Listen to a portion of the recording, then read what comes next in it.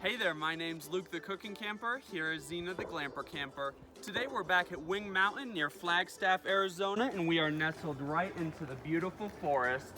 Now let's get back to the cooking camper and make some teriyaki ramen. Now the ingredients you'll need for this teriyaki ramen are 2 packages of stir-fry noodles, some oat milk, some chicken broth, and some vegetable broth, a creamy mixture of add-ins that I'll show you how I made in just a minute, and then a spice mix. Let me show you how I made it. Our spice mix includes Aleppo pepper, onion powder, and black pepper. We're gonna start out with 1 teaspoon of onion powder and half of a teaspoon of black pepper. And we're gonna finish with half of a teaspoon of the Aleppo pepper. Now to start, we are going to turn our cooktop on. I'm gonna put mine on a medium high. We are going to dump in that flavorful mix-in mixture. Now our flavorful mix-ins include honey, low sodium soy sauce, squeezed ginger, and minced garlic. Now in our bowl, we are going to mix together 1 tablespoon of each. And then you can whisk those together.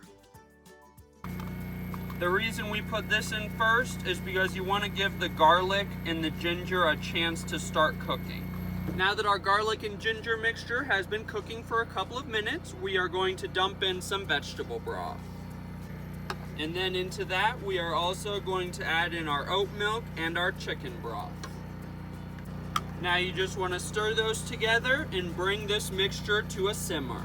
And now that our mixture is simmering, we are going to take our noodles and drop them in. Now these are pretty pliable, so if you want to break them a little bit, you can. And then once they soften, you'll be able to push them down into the broth better. Now the noodles have been cooking for 4 minutes, so they've soaked up almost all of that liquid we had in there.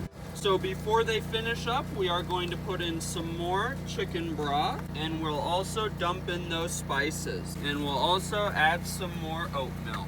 Now just let these cook for a couple more minutes and they'll be finished. Now our pasta did cook for about 7 minutes in total, so this is what it looks like, and we are just going to put those into our bowls. Now this is not like the ramen that you make at home. That ramen has more of a broth, but I prefer it to be more saucy with pasta.